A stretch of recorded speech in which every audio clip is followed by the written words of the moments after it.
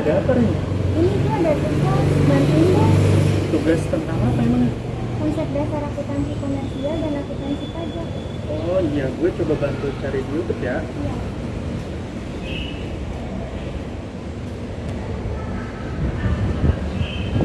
Nah ini Rin. Halo semua, hari ini kami dari kelompok 1, kelas 4A2 akan menjelaskan materi mengenai konsep dasar akuntansi komersial dan akuntansi perpajakan. Yang mana video ini kami buat sebagai bahan tugas kami dalam mata kuliah akuntansi perpajakan oleh Ibu Tri Yulaili, SPD, MAKT, AKT. Slide selanjutnya akan dijelaskan oleh teman saya yaitu Mita Nurhidayah. Materi hari ini yaitu konsep dasar akuntansi perpajakan dan akuntansi komersial.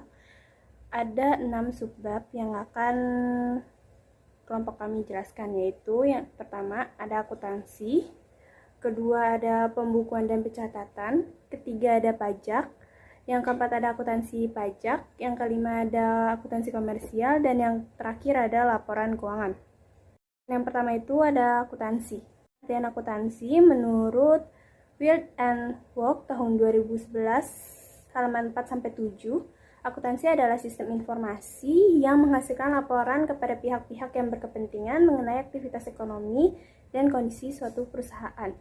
Terus bab selanjutnya itu membahas mengenai pembukuan dan pencatatan, yang dimana pembukuan dan pencatatan ini terdiri dari pengertian pembukuan menurut Undang-Undang Ketentuan Umum dan Tata Cara Perpajakan atau yang disingkat dengan KUP nomor 16 tahun 2009 pasal 1 angka 29.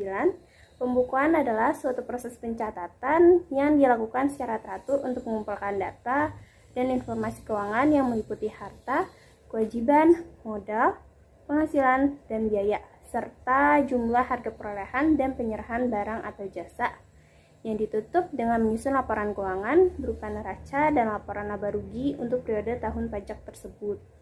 Sedangkan pengertian untuk pencatatan tersendiri yaitu menurut Undang-Undang KUP nomor 16 tahun 2009 pasal 28 ayat 9, pencatatan adalah pengumpulan data secara teratur tentang peredaran bruto dan penghasilan bruto sebagai dasar untuk menghitung jumlah pajak yang terutang, termasuk penghasilan yang bukan objek pajak atau yang dikenakan pajak yang bersifat final. Bab 3 kita akan membahas pajak. Pengertian pajak menurut pasal 1 angka 1 Undang-Undang KUP menyebutkan bahwa pajak adalah kontribusi wajib kepada negara yang terutang oleh orang pribadi atau badan yang bersifat memaksa berdasarkan undang-undang dengan tidak mendapatkan imbalan secara langsung dan digunakan untuk keperluan negara dan sebesar-besarnya kemakmuran rakyat. Jenis-jenis pajak.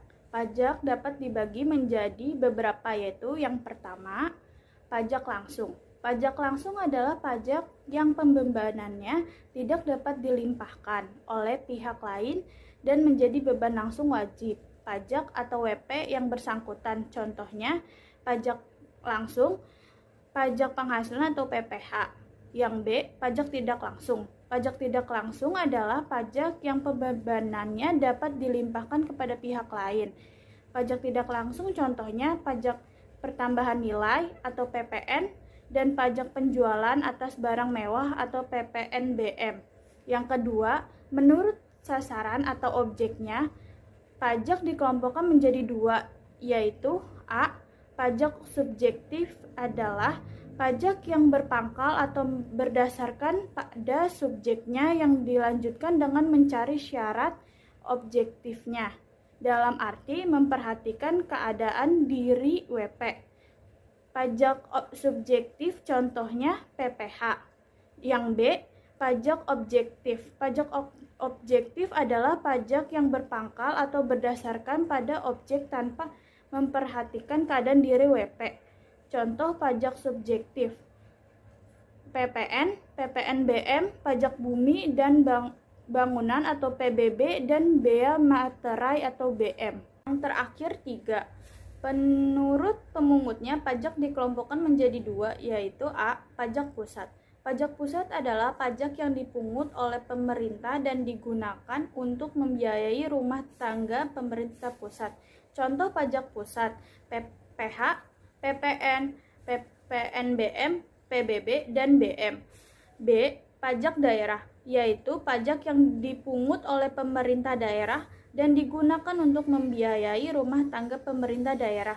Contoh pajak daerah yaitu pajak reklame, pajak hiburan, pajak hotel dan restoran, dan pajak kendaraan bermotor. Pengertian pemotongan pajak. Pemotongan dapat berarti memotong atau mengurangi pembayaran yang berkaitan dengan jumlah yang diterima atau dapat juga dikatakan sebagai dasar pengenaan pajak atau DPP. Pemotongan pajak biasanya dilakukan oleh pihak pemberi penghasilan atau pihak yang membayarkan. Jenis-jenis pajak yang dipotong yaitu pajak penghasilan atau PPH, final pasal 4 ayat 2, pajak penghasilan atau PPH pasal 21-26, pajak penghasilan atau PPH pasal 23, dan pajak penghasilan atau PPH pasal 15. Penjelasan jenis-jenis pajak yang dipotong agar lebih lanjutnya kalian bisa membaca pada gambar yang ada di samping saya ini. Pengertian pemungutan pajak. Pemungutan adalah memungut atau menambah yang berkaitan dengan jumlah tagihan atau jumlah yang seharusnya diterima atau dasar pengenaan pajak yang disingkat dengan DPP. Pungutan pajak ini dilakukan oleh si penerima penghasilan atau pihak yang menerima pembayaran. Selanjutnya ada pengakuan utang pajak dan piutang pajak. Pertama itu, timbulnya utang pajak dapat terjadi karena dua kondisi, yaitu kondisi formil dan juga kondisi material. Yang dimana kondisi formil dalam kondisi ini, utang timbul karena petugas pajak mengeluarkan surat ketetapan. Contohnya itu pada pelunasan pajak bumi bangunan atau PBB, KPP merupakan pihak yang mengeluarkan surat ketetapan pajak berisi besaran pajak terutang setiap tahunnya. Anda sebagai wajib pajak atau kita sebagai wajib pajak tidak perlu lagi menghitung pajak terutang, melainkan membayar PBB berdasarkan surat yang diberikan oleh KPP. Terus yang kedua ada kondisi material, yang dimana pada kondisi material utang pajak timbul karena undang-undang atau karena adanya sebab tertentu yang mengakibatkan suatu pihak dikenakan pajak seperti mendirikan bangunan, kegiatan impor-ekspor, hingga mendapat hadiah undian. Contohnya itu, Ian merupakan seorang karyawan yang memenangkan hadiah undian dari sebuah acara televisi. Dalam kasus ini, Ian terutang pajak atas hadiah undian berupa uang tunai yang diterimanya. Jadi kalau di kondisi material ini, dimana ketika ada undian itu kita harus membayar pajak yang ditentukan. Jika ada utang pajak, maka tentu saja ada juga piutang pajak. Piutang pajak merupakan piutang yang muncul karena adanya pendapatan pajak, sebagaimana diatur dalam Undang-Undang Perpajakan yang belum dilunasi sampai dengan akhir periode laporan keuangan. Jadi piutang pajak ini piutang yang muncul karena adanya pendapatan yang belum dilunasi sampai akhir periode laporan keuangan. Piutang pajak ini diakui pada saat diterbitkannya surat ketetapan pajak atau surat tagihan pajak dan telah dilaksanakan proses penagihannya. Syarat-syarat dalam pemungutan pajak. Menurut Mardiasmo 2011 halaman 2 menyebutkan agar pemungutan pajak tidak menimbulkan hambatan atau perlawanan, pemungutan pajak harus memenuhi syarat sebagai berikut. Yaitu yang pertama itu ada pemungutan pajak harus adil. Syarat keadilan, pemungutan pajak harus berdasarkan undang-undang atau syarat yuridis. Yang ketiga itu tidak mengganggu perekonomian atau syarat ekonomis. Yang keempat, pemungutan pajak harus efisien atau syarat finansial. Dan yang kelima, sistem pemungutan pajak harus sederhana. Setelah tadi kita mengetahui syarat-syarat dari perpajakan, sekarang saya akan menjelaskan mengenai tata cara pemungutan pajak. Nah, sebelumnya kalian tahu nggak sih tata cara pengukutan pajak itu seperti apa? Menurut Mardiasmo tahun 2011 halaman 6-7 menyebutkan bahwa tata cara pengukutan pajak dapat dilakukan berdasarkan 3 stelsel. Yang pertama itu ada stelsel nyata atau real stelsel, merupakan salah satu jenis pemungutan pajak yang didasarkan pada objek atau penghasilan yang diperoleh sesungguhnya atau penghasilan nyata untuk pajak penghasilan. Sedangkan yang kedua itu ada stelsel anggapan atau fiktif stelsel, adalah pengenaan pajak didasarkan pada suatu anggapan yang diatur oleh undang-undang tanpa menunggu akhir tahun dan tidak berdasarkan keadaan yang sesungguhnya. Jadi perbedaan antara stelsel nyata dengan stelsel anggapan adalah dimana kalau stelsel nyata itu di penghasilan diperoleh berdasarkan sesungguhnya, sedangkan kalau stelsel anggapan tidak berdasarkan keadaan sesungguhnya. Yang ketiga itu ada stelsel campuran, merupakan kombinasi antara stelsel nyata dan stelsel anggapan. Pada awal tahun dihitung berdasarkan anggapan dan akhir tahunnya disesuaikan dengan keadaan yang sebenarnya atau menggunakan stelsel nyata. Selanjutnya, asas perpajakan. Asas perpajakan yang berlaku di Indonesia sejak tahun 1983 berlaku Undang-Undang Nomor 6 tahun 1983, Undang-Undang Nomor 7 tahun 1983, dan Undang-Undang Nomor 8 tahun 1983. Dalam Undang-Undang Perpajakan yang baru berlaku asas perpajakan Indonesia, yaitu 1. Ada asas kegotong royongan nasional terhadap kewajiban kenegaraan termasuk membayar pajak. Yang kedua itu ada asas keadilan. Dalam pungutan pajak, kewenangan yang dominan tidak lagi diberikan kepada aparat pajak untuk menentukan jumlah pajak yang harus dibayar. Yang ketiga itu ada asas kepastian hukum. Wajib pajak diberikan ketentuan yang sederhana dan mudah dimengerti serta pelaksanaan administrasi pungutan pajaknya tidak birokratis. Yang keempat itu ada asas kepercayaan penuh, yang dimana masyarakat diberikan kepercayaan untuk melaksanakan kewajiban perpajakannya, termasuk keaktifan pelaksanaan administrasi perpajakan. Yang asas keadilan tadi, di mana bahwa pungutan pajak itu sekarang sudah tidak ditentukan lagi oleh si aparat pajak, melainkan oleh masyarakat. Slide selanjutnya membahas mengenai peraturan standar akuntansi keuangan atau yang disingkat dengan PSAK periode 1 Januari 2021. Yang dimana dalam kolom SAK atau standar akuntansi ada yang pertama itu PSAK, peraturan standar akuntansi 1, yang standar akuntansinya itu mengenai penyajian laporan keuangan. Terus tanggal pengesahannya itu 26 Juni 2019. Yang kedua itu ada PSAK 25 yang isinya kebijakan akuntansi perubahan, estimasi akuntansi, dan kesalahan. Tanggal pengesahannya itu 26 Juni tahun 2019. Yang ketiga ada PSAK 46 mengenai pajak penghasilan, yang dimana tanggal pengesahannya itu 28 November tahun 2018. Dan yang terakhir ada ISAK nomor 32 mengenai definisi dan hierarki standar akuntansi keuangan. Tanggal pengesahannya itu 10 Maret tahun 2017.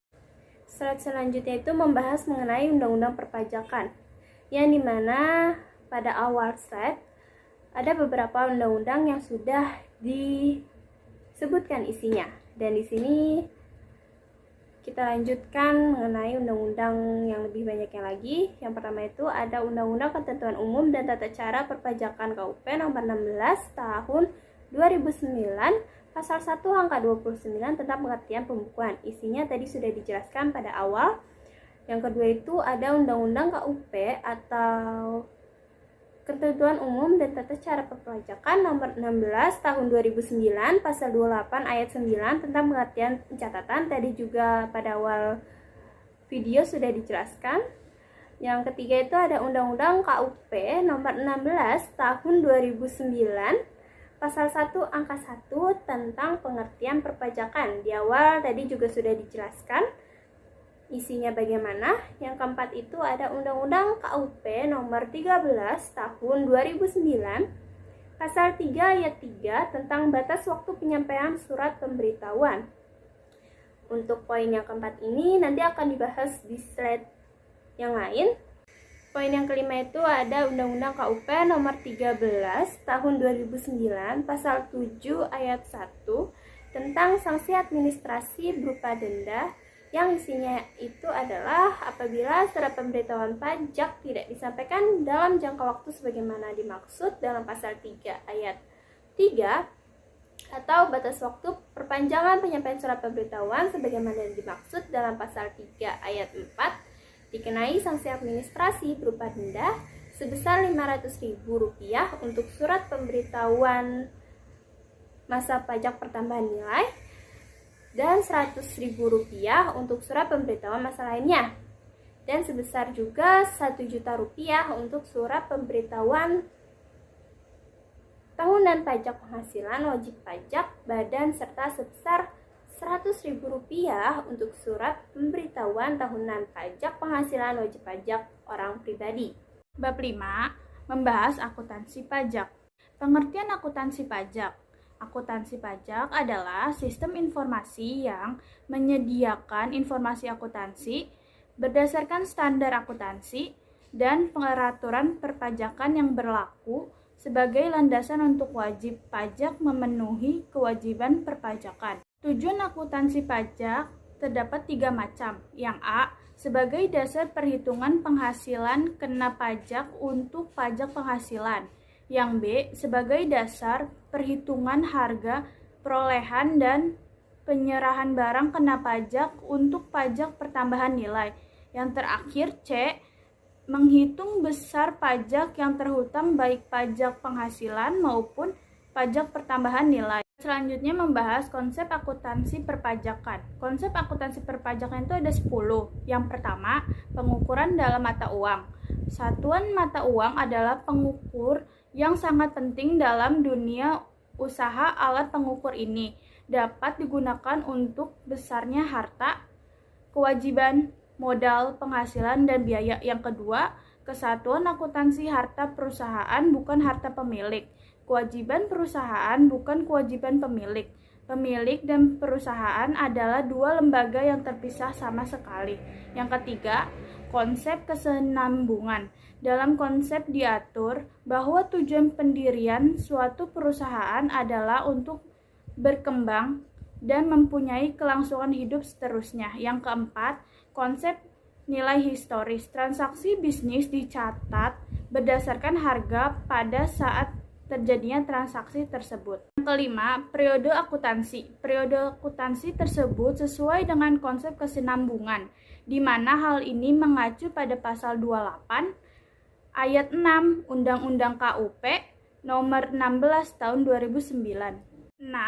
Konsep taat asas. Dalam konsep ini, penggunaan metode akuntansi dari satu periode ke periode berikutnya haruslah sama. Yang ketujuh, konsep materialitas. Konsep ini diatur dalam pasal 9 ayat 2 Undang-Undang PPH nomor 36 tahun 2008, yaitu pengeluaran untuk mendapatkan, menagih, memelihara penghasilan yang mempunyai masa manfaat lebih dari 1 tahun tidak dibolehkan untuk dibebankan sekaligus, melainkan dibebankan melalui penyusutan atau amortisasi sebagai dimaksud dalam pasal 11 atau pasal 11A.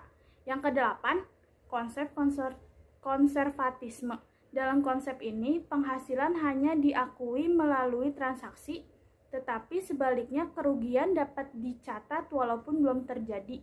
Yang kesembilan, konsep realisasi. Menurut konsep ini, penghasilan hanya dilaporkan apabila telah terjadinya transaksi penjualan. Akhir 10, konsep mempertemukan biaya dan penghasilan.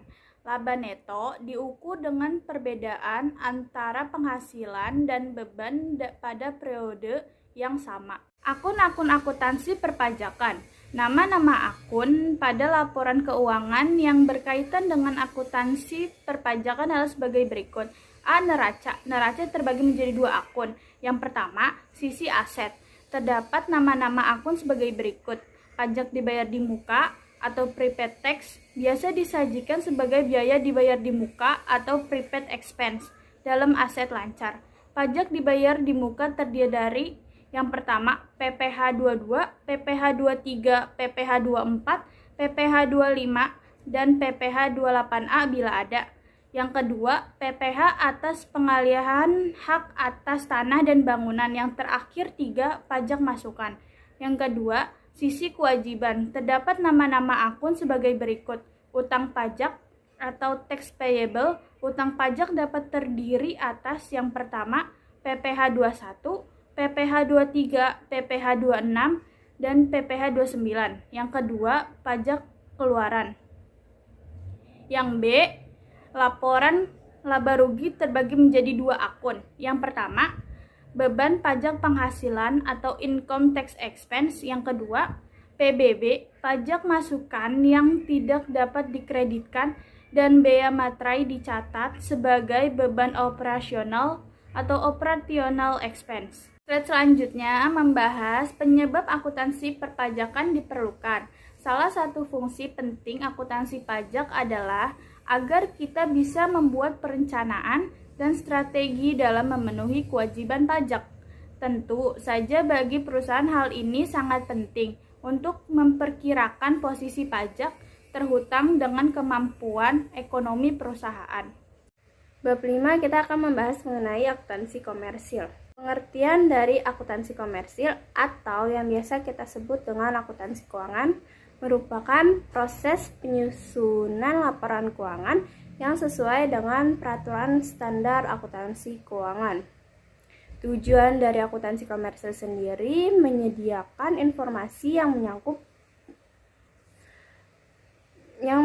posisi keuangan, kinerja, serta perubahan posisi keuangan suatu perusahaan yang bermanfaat bagi sejumlah besar pengguna laporan keuangan dalam pengambilan keputusan ekonomi. Intinya, tujuan dari akuntansi komersil ini untuk menyediakan informasi yang berkaitan dengan posisi keuangan, kinerja, dan perubahan dari si posisi keuangan itu pada suatu perusahaan. Selanjutnya, membahas tentang persamaan akuntansi komersial dan akuntansi pajak. Yang pertama itu ada karakteristik kualitatif akuntansi pajak dan komersial meliputi 1. Ada dapat dipahami, kedua itu relevan, ketiga itu materialitas, dan yang keempat itu keandalan. Yang kedua selanjutnya ada sistem akrual pada akuntansi umum atau komersial. Standar akuntansi yang digunakan yaitu sistem akrual. Untuk akuntansi keuangan, sama dengan akuntansi umum, akuntansi pajak juga menerapkan sistem akrual.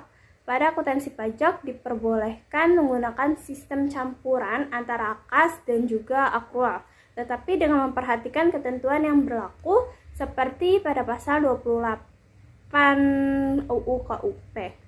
Selanjutnya ada neraca.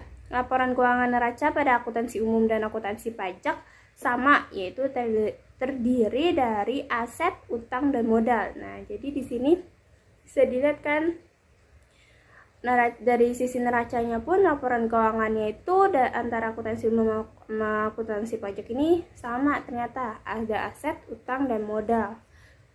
Terus juga yang keempat itu ada konsep kesatuan usaha. Persamaan lainnya itu adalah dalam hal prinsip kesatuan usaha. Akuntansi fiskal dan komersial keduanya menganut prinsip kesatuan usaha, yang berarti adanya pemisah antara harta dan aset dari pemilik dan perusahaan. Yang kelima, yang terakhir ada prinsip realisasi. Selain menerapkan prinsip kesatuan usaha, persamaan lainnya adalah prinsip realisasi. Kedua jenis akuntansi tersebut sama-sama menerapkan prinsip realisasi dan lain sebagainya. Persamaan antara akuntansi, ternyata tuh akuntansi komersial dan akuntansi pajak itu memiliki beberapa persamaan. Di antaranya dari mulai karakteristik kualitatifnya, mereka sama-sama dapat dipahami relevan, materialistis, dan keandalan. Terus dari sistem akrualnya, sudah akuntansi umum itu dia menggunakan akrual, akuntansi pajak juga menggunakan akrual, cuman dia juga boleh menerapkan menggunakan sistem campuran antara kas sama akrual. Sedangkan dari sisi neracanya itu kalau akuntansi keuangan dan akuntansi pajak itu sama-sama aset utang modal. Sedangkan konsep kesatuan usahanya juga sama-sama menganut prinsip kesatuan usaha. Adanya pemisah antara si harta atau aset dari si pemilik maupun si perusahaannya sendiri. Dan akuntansi komersial dan akuntansi pajak ini juga sama-sama menganut prinsip realisasi. Perbedaan akuntansi umum dan akuntansi pajak. Akuntansi umum itu sama aja dengan akuntansi komersial ya. Jadi akuntansi komersial ini bisa dibilang akuntansi keuangan iya, akuntansi umum juga iya. Perbedaannya itu antara akuntansi komersial dan akuntansi pajak, atau akuntansi umum dan akuntansi pajak, atau akuntansi keuangan dan akuntansi pajak. Itu yang pertama ada terletak di masa manfaatnya, di mana masa manfaat akuntansi komersial ini ditentukan aset berdasarkan taksiran umur ekonomis maupun umur teknis. Terus yang kedua ada ditelaah ulang secara periodik. Yang ketiga itu ada nilai residu bisa diperhitungkan. Sedangkan untuk di akuntansi pajak sendiri, masa manfaatnya itu satu ditetapkan berdasarkan keputusan Menteri Keuangan, kedua nilai residunya itu tidak diperhitungkan. Nah, perbedaannya ada di situ. Terus untuk penggunaan laporan keuangan sendiri, bagi si akuntansi komersial ini, pada akuntansi komersial seperti untuk pengguna laporan keuangannya ya, untuk akuntansi komersial itu ada pemegang saham, ada kreditur, ada karyawan, ada manajemen, pemerintah, masyarakat, dan sebagainya. Sedangkan akuntansi pajak, pengguna laporan keuangannya itu fiskus atau fiskus. Sedangkan pedoman penyusunan penyajiannya untuk akuntansi komersial itu menggunakan PSAK atau Peraturan Standar Akuntansi Keuangan. Sedangkan akuntansi pajak, pedoman penyusunan dan penyajiannya itu menggunakan Undang-Undang Perpajakan yang berlaku. Setelah tadi kita membahas mengenai perbedaan dari akuntansi pajak dan akuntansi komersial yang sepertinya sangat bisa kita pahami lah ya. Sekarang itu kita akan membahas mengenai hubungan antara akuntansi pajak dan akuntansi komersial. Perpajakan dan akuntansi komersial mempunyai hubungan yang bersifat simbiosis mutualisme ternyata nih. Yang artinya itu satu sama lainnya itu memiliki hubungan yang saling mendukung dan sangat erat kaitannya sesuai dengan peraturan yang berlaku. Akuntansi komersial merupakan alat pembuktian jika administrasi perpajakan melakukan pemeriksaan pajak atau tax audit untuk menguji kepatuhan pemenuhan kewajiban perpajakan. Penghasilan yang dihitung menurut pembukuan wajib pajak yang didasarkan pada standar akuntansi keuangan atau SAK dapat berbeda dengan penghasilan kena pajak atau PKP yang dihitung berdasarkan ketentuan pajak. Perbedaan tersebut dikelompokkan menjadi perbedaan tetap atau permanent difference dan perbedaan waktu atau timing difference. Dengan demikian, apabila terjadi perbedaan antara ketentuan akuntansi keuangan dengan akuntansi pajak untuk keperluan pelaporan dan pembayaran pajak, maka Undang-Undang Perpajakan memiliki prioritas untuk dipatuhi sehingga tidak menimbulkan kerugian material bagi wajib pajak yang bersangkutan. Mekanisme penyesuaian akuntansi komersial ke akuntansi pajak biasa disebut dengan rekonsiliasi fiskal, teman-teman. Selanjutnya kita membahas mengenai prinsip dasar maupun standar yang digunakan dalam akuntansi komersial dan akuntansi pajak. Apa aja sih prinsipnya? Mari kita bahas. Prinsip pada akuntansi komersial yang menjadi fokus perbedaan tujuan pelaporan keuangan menurut fiskal dan menurut komersial adalah: 1. Ada pengakuan penghasilan dan beban, di mana metode pengakuan penghasilan dan beban menurut akuntansi adalah metode akrual. Untuk tujuan perpajakan, metode kas spesies dimodifikasikan dengan memperkenankan metode akrual untuk penjualan dan harga pokok alokasi kos dari aktiva tetap baik berwujud maupun tidak berwujud. Jadi yang pertama ini untuk pengakuan penghasilan dan bebannya itu hampir sama ya kayak yang tadi udah disebutin. Metode pengakuannya itu untuk akuntansi keuangan sendiri atau akuntansi komersial maksudnya itu menggunakan metode akrual, sedangkan untuk tujuan perpajakan biasanya itu menggunakan metode cash basis, cuman bisa dicampurkan dengan atau dimodifikasi dengan memperkenalkan metode akrual. Untuk apa aja? Untuk penjualan harga pokok, alokasi cost dari aktiva tetap baik berwujud maupun tidak berwujud. Selanjutnya itu yang kedua itu ada konsistensi. Pada prinsip konsistensi atau konsistensi prinsipal, prosedur dan prinsip akuntansi yang sama harus diterapkan dalam periode yang bersangkutan, sehingga peristiwa ekonomis yang sejenis akan dicatat dan dilaporkan secara konsisten. Oleh karena itulah laporan keuangan akan dapat diperbandingkan. Yang ketiga itu ada prinsip konservatisme.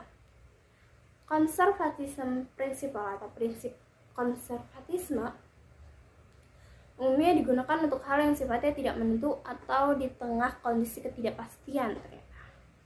Tapi dengan semakin banyaknya pihak yang mengutamakan penyajian jujur atau fair dan dapat diandalkan atau reliable, prinsip konservatisme semakin berkurang penekanannya. Salah satu contoh penerapan prinsip konservatisme adalah penyajian persediaan pada nilai terendah antara harga perolehan dan harga pasar atau lower of cost or market locum yang bertentangan dengan konsep biaya historis. Yang keempat itu ada prinsip realisasi. Penghasilan menurut prinsip akuntansi komersial hanya dapat diakui setelah terjadi transaksi atau realisasi. Prinsip perpajakan penghasilan dicatat apabila telah terjadi transaksi penjualan.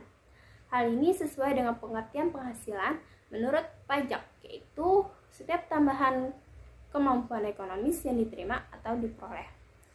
Yang kelima itu ada prinsip biaya atau cost principle atau biaya historis atau historical cost, yaitu dasar penilaian untuk mencatat perolehan barang, jasa, harga pokok, biaya, maupun ekuitas. Sehingga yang paling pokok adalah penilaian yang didasarkan harga pertukaran pada tanggal perolehan. Dan yang terakhir ini ada prinsip matching cost against and revenue atau biaya hasil. Misalnya, kos yang modal baru untuk tujuan akuntansi dapat disusun jika aktiva yang bersangkutan telah dioperasikan atau digunakan untuk memperoleh penghasilan. Dan biaya penyusutan dapat dihitung lebih pendek dari 1 tahun, misalnya 3 bulan. Sedangkan untuk tujuan fiskal, perhitungan penyusutan dimulai pada bulan dilakukannya pengeluaran, kecuali untuk harta yang masih dalam proses pengerjaan, penyusutannya dimulai pada bulan selesainya pengerjaan harta tersebut. Bab 6 membahas laporan keuangan. Pengertian dan tujuan. Pengertian laporan keuangan. Laporan keuangan adalah catatan informasi keuangan suatu perusahaan pada suatu periode akuntansi yang dapat digunakan untuk menggambarkan kinerja perusahaan tersebut.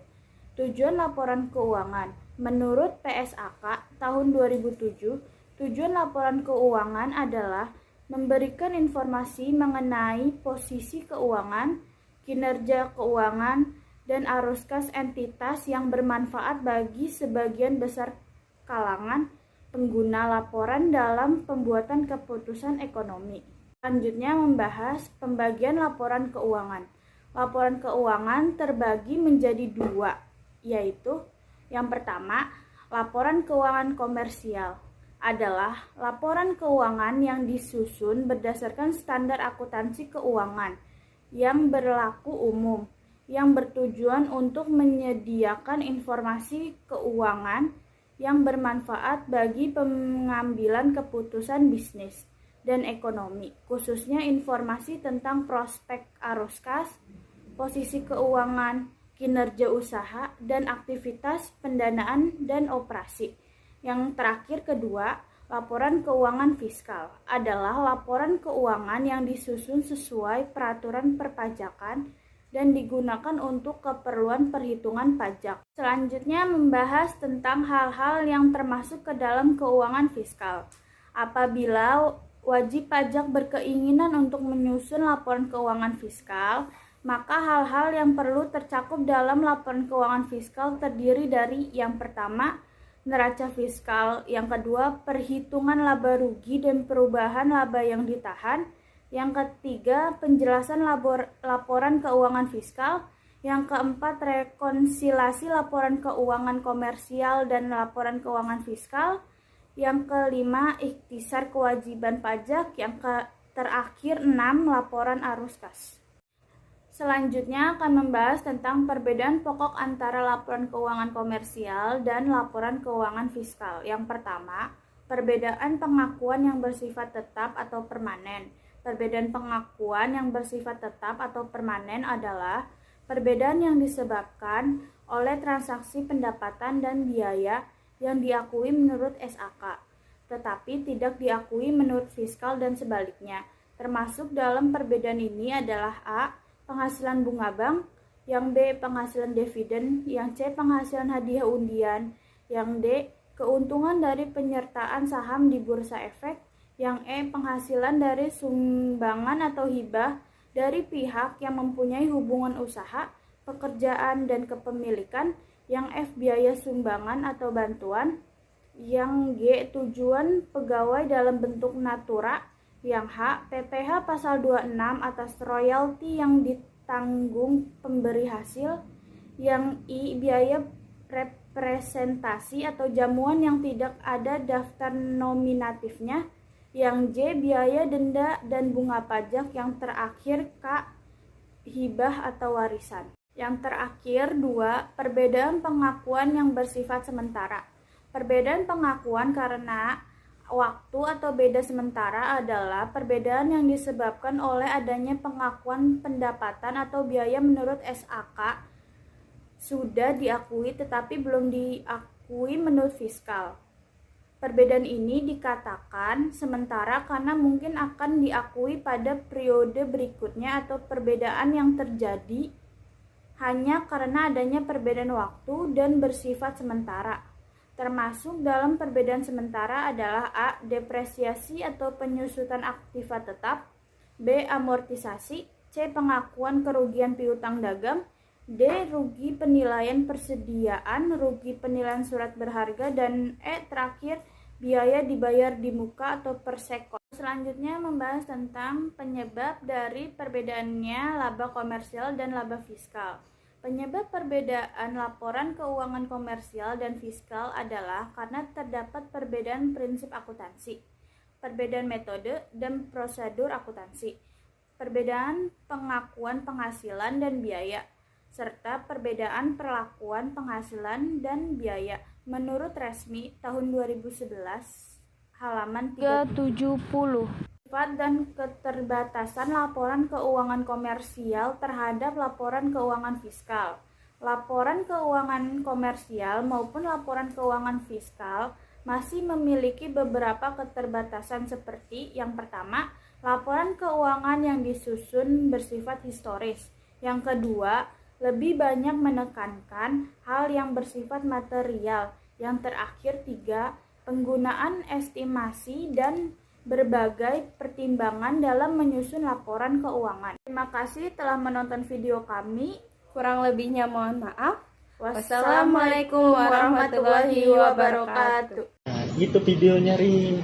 Bagus nih materinya, tapi gue masih ada 3 tugas esai lagi. Apa tuh tugasnya? Ada 3 pertanyaan. Satunya, apa saja syarat-syarat dalam pemungutan pajak? Kayak gue tadi lihat deh di video. Coba gue cari dulu ya. Iya. Nah, ini kayaknya, Rin. Syarat-syarat dalam pemungutan pajak.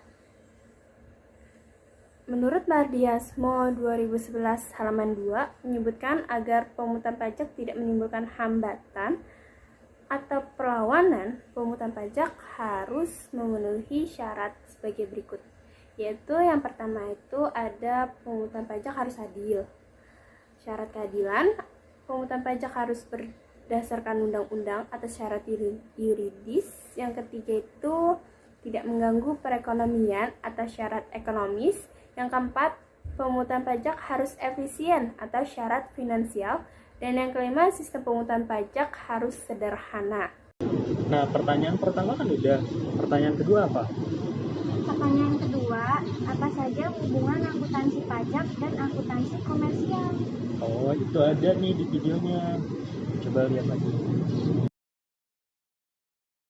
Setelah tadi kita membahas mengenai perbedaan dari akuntansi pajak dan akuntansi komersial yang sepertinya sangat bisa kita pahami lah ya. Sekarang itu kita akan membahas mengenai hubungan antara akuntansi pajak dan akuntansi komersial. Perpajakan dan akuntansi komersial mempunyai hubungan yang bersifat simbiosis mutualisme ternyata nih. Yang artinya itu satu sama lainnya itu memiliki hubungan yang saling mendukung dan sangat erat kaitannya sesuai dengan peraturan yang berlaku.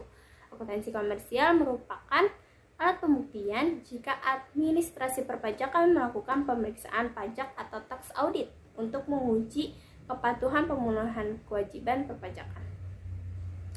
Penghasilan yang dihitung menurut pembukuan wajib pajak yang didasarkan pada standar akuntansi keuangan atau SAK dapat berbeda dengan penghasilan kena pajak atau PKP yang dihitung berdasarkan ketentuan pajak. Perbedaan tersebut dikelompokkan menjadi perbedaan tetap atau permanent difference dan perbedaan waktu atau timing difference. Dengan demikian, apabila terjadi perbedaan antara ketentuan akuntansi keuangan dengan akuntansi pajak untuk keperluan pelaporan dan pembayaran pajak, maka Undang-Undang Perpajakan memiliki prioritas untuk dipatuhi sehingga tidak menimbulkan kerugian material bagi wajib pajak yang bersangkutan. Mekanisme penyesuaian akuntansi komersial ke akuntansi pajak biasa disebut dengan rekonsiliasi fiskal, teman-teman. Yang ketiga apa ya? Pertanyaan terakhir, jelaskan apa saja asas-asas perpajakan di Indonesia. Oh, ini ada juga nih di videonya. Coba nih. Selanjutnya, asas perpajakan. Asas perpajakan yang berlaku di Indonesia sejak tahun 1983 berlaku Undang-Undang Nomor 6 tahun 1983, Undang-Undang Nomor 7 tahun 1983 dan Undang-Undang Nomor 8 tahun 1983. Dalam Undang-Undang Perpajakan yang baru berlaku asas perpajakan Indonesia, yaitu 1. Ada asas kegotong royongan nasional terhadap kewajiban kenegaraan termasuk membayar pajak. Yang kedua itu ada asas keadilan. Dalam pungutan pajak, kewenangan yang dominan tidak lagi diberikan kepada aparat pajak untuk menentukan jumlah pajak yang harus dibayar. Yang ketiga itu ada asas kepastian hukum. Wajib pajak diberikan ketentuan yang sederhana dan mudah dimengerti serta pelaksanaan administrasi pungutan pajaknya tidak birokratis. Yang keempat itu ada asas kepercayaan penuh, yang dimana masyarakat diberikan kepercayaan untuk melaksanakan kewajiban perpajakannya termasuk keaktifan pelaksanaan administrasi perpajakan. Yang asas keadilan tadi dimana bahwa pungutan pajak itu sekarang sudah tidak ditentukan lagi oleh si aparat pajak melainkan oleh masyarakat. Akhirnya tugas gue kelar juga. Makasih ya Manarus. Oke, sama-sama. Gue cabut duluan ya.